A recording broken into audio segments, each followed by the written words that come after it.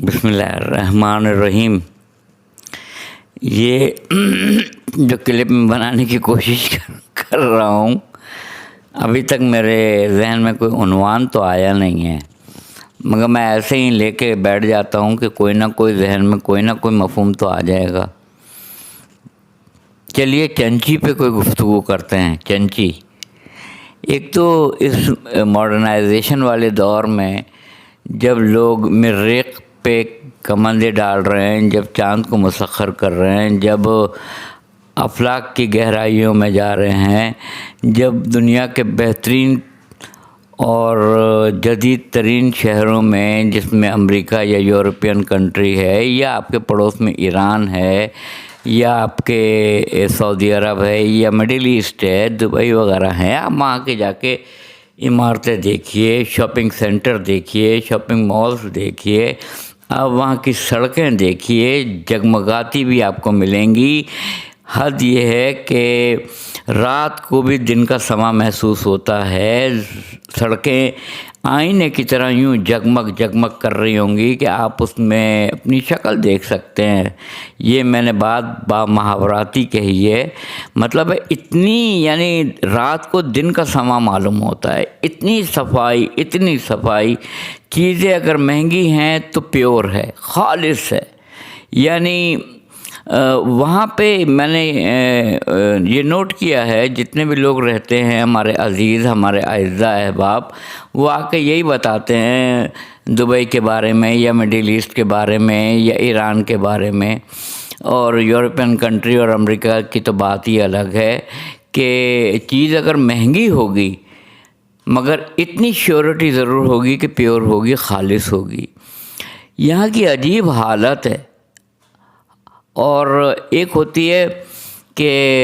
ایک ہوتا ہے حشر مطلب ہے، یعنی جیسے میرا حشر ہو گیا،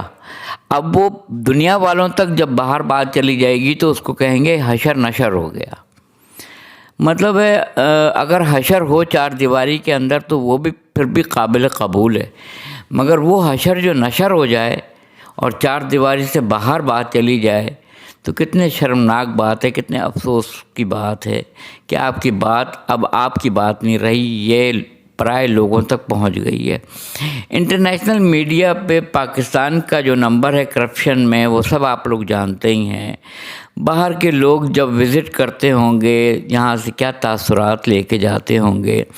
یہاں جب ہمارے اپنے اقربا اعزاء احباب آتے ہوں گے تو جب یہاں کی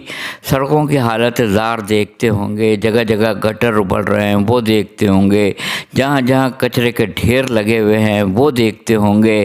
جہاں پہ پانی خرید کر پیا جاتا ہو اس شہر کا، اس ملک کا حال دیکھیے، جہاں پہ حزب اختلاف، حزب اقتدار آپس میں دست و گریباں ہوں وہاں کی حالت زار دیکھیے، جہاں مہنگائی اس قدر بڑھ گئی ہے کہ شرفا کے دست قدرت سے باہر ہو چکی ہے۔ ان کے اب اگر 100 روپے وہ کماتے ہیں اور 500 روپے کا خرچہ ہے مہینے کا، اور اس کے حلال عین عبادت ہے، یہ بھی آپ نوٹ پہ لکھ رہے ہیں، اس کے بعد بھی آپ کو کسی سے ادھار مانگنا پڑ رہا ہے، جانا کسی کے در پہ کسی آرزو کے ساتھ، واللہ دشمنی ہے بہت آبرو کے ساتھ۔ مجھے یہ عجیب بات لگتی ہے کہتے ہوئے کہ کبھی یہ خواہش ہو جائے کہ پورا مہینہ چل جائے اور رزق میں برکت ہو، کچھ رقم بچ جائے۔ تو میں نے تو اپنی زندگی میں اس وقت دیکھا تھا جب میرے والد اکیلے کماتے تھے اور ہم سب 10-11 لوگ کھاتے تھے، اور اس پہ بھی پیسہ بچ جاتا تھا، اور اتنی برکت ہوتی تھی کہ وہ جو راشن لیا جاتا تھا وہ آخری مہینے تک چلتا تھا۔ اب 15 دن کے اندر راشن ختم ہو جاتا ہے، برکت اٹھ گئی ہے۔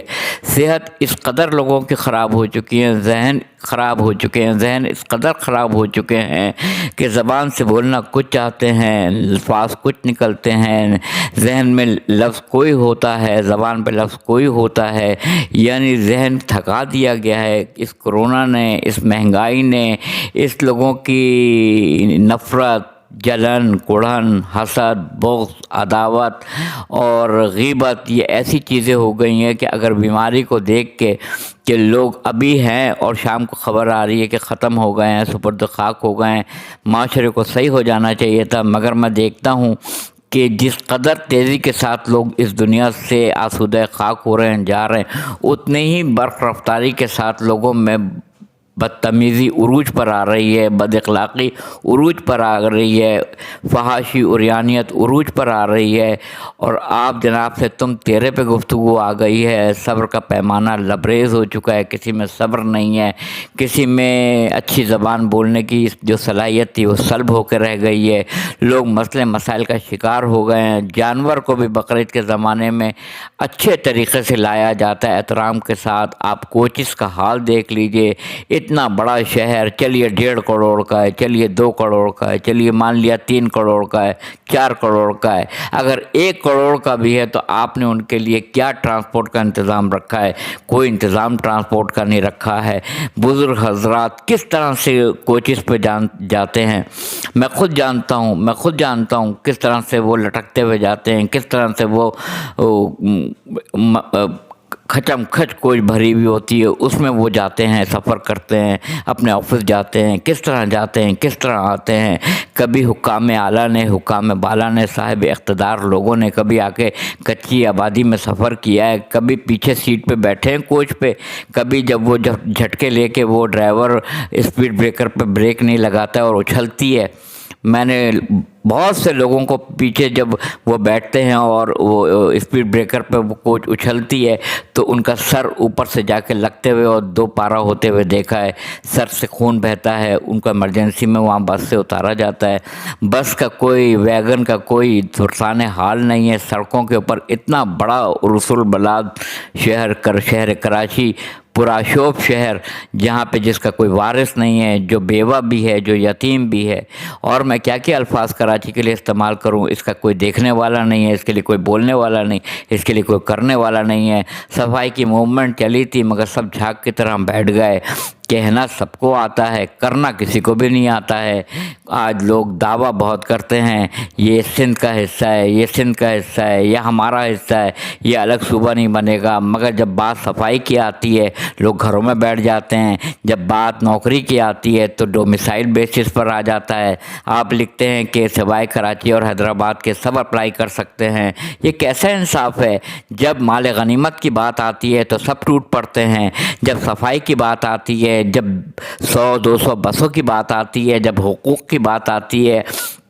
جب ایکول ڈسٹریبیوشن آف جسٹس کی بات آتی ہے تو آپ لوگ گھر میں بیٹھ جاتے ہیں، کوئی کام کرتا ہوا نظر نہیں آتا ہے۔ وہی 50 سال بعد بھی اگر سڑکوں کو دیکھا جائے گا،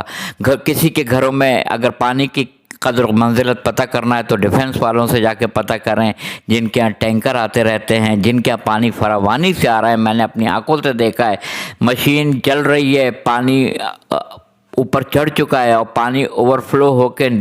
زمین پہ بہہ رہا ہے، زمین سے وہ سڑک پہ آ رہا ہے، سڑک پہ آ رہا ہے، وہ گڈھوں میں جمع ہو رہا ہے۔ گاڑیاں لوگ اس طرح دھوتے ہیں کہ ان کے پاس ایسا لگتا ہے کہ پورا پانی کا اختیار انہی کے پاس ہے۔ اتنی گاڑی دھوتے ہیں کہ پوری سڑک کو لبالب بھر دیتے ہیں، کہیں گٹر ابل رہے ہیں، کہیں پہ آپ گاڑی اتنا دھو رہے ہوتے ہیں کہ پانی کا ضیاع ہو رہا ہوتا ہے۔ وہی گڈھے بعد میں اتنے ڈیپ گڈھے بن جاتے ہیں۔ الامان الحفیظ، کوئی پرسان حال نہیں ہے، کوئی سزا پہ امپلیمنٹیشن نہیں ہے، کوئی سزا پہ عمل درآمد نہیں ہے۔ بولتے قرآن مجید نے سورہ بقرہ دوسرا سورہ قرآن مجید میں اس میں صاف صاف کہہ دیا، جو تم بولتے ہو وہ تم کرتے نہیں ہو، جو تم کرتے ہو وہ تم بولتے نہیں ہو۔ یہ منافقت کی سب سے بڑی دلیل ہے۔ اس شہر کراچی میں جو سب سے بڑا ریونیو دینے والا شہر ہے، اتنا کراچی کی مثال اس ڈسٹ بن کی مثال ہے جو ایک کمرے کے اندر رکھا جاتا ہے۔ ڈسٹ بن، جیسے ڈسٹ بن کمرے کے اندر رکھا جاتا ہے کہ جتنا کوڑا کرکٹ ہے اس ڈسٹ بن میں ڈال دیا جائے۔ پورے ملک میں کراچی کی مثال اس ڈسٹ بن کی سی ہے کہ سارا کچرا جتنا بھی ہے سب اس کے اندر ڈال دیا جائے، کراچی میں ڈال دیا جائے۔ کراچی کی سڑکیں دیکھیے، پانی کا نظام دیکھیے، جہاں پانی خرید کے پیا جا رہا ہو وہاں پہ کیا حالت ہے۔ چنچی والا، یعنی پہلے تو اسٹاپ بنے ہوتے تھے جہاں پہ بسیں رکتی تھیں، جہاں پہ کوچ رکتی تھی وہ اسٹاپ ہوتے تھے، اب پوری سڑک اسٹاپ ہے۔ جہاں چاہے گا وہ روک دے گا، جہاں چاہے گا وہاں پہ وہ کھڑا کر دے گا، اور جب مقابلہ کرنے پہ آئے گا، یعنی اگر W11 اس کے مقابلے میں W11 آ گئی تو وہ برق رفتاری سے چلائے گا کہ کہاں ادھر کے لوگ ادھر گر رہے ہیں، ادھر کے لوگ ادھر گر رہے ہیں، اللہ مان اللہ حفیظ، کوئی چیک اینڈ بیلنس نہیں ہے۔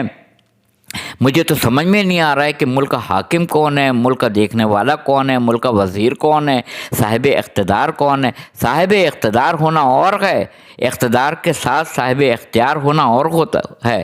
اس اختیار کس کے پاس ہے شہر کا، اس اتنے بڑے ریونیو دینے والے شہر کا اختیار کس کے پاس ہے؟ مجھے بخدا اس کا اندازہ نہیں ہے، اس کا اندازہ نہیں ہے کہ اس کا کوئی پرسان حال بھی ہے، کوئی بھی نہیں ہے۔ کیا واقعی خدا نہ خواستہ جس طرح سے بنی اسرائیل سے من و سلوہ کی نعمتیں لے لی گئیں، کیا ہم سے یہ نعمت مملکت خدا داد پاکستان یہ لے لیا جائے گا؟ اس لیے کہ کوئی دیکھنے والا نہیں ہے، چاہے اس کے لیے کوئی بڑے سے بڑا وزیر ہو، کوئی سے بڑا وزیر ہو، اور سب پہ ذمہ داری لاگو ہوتی ہے، سب پہ جو محلے کا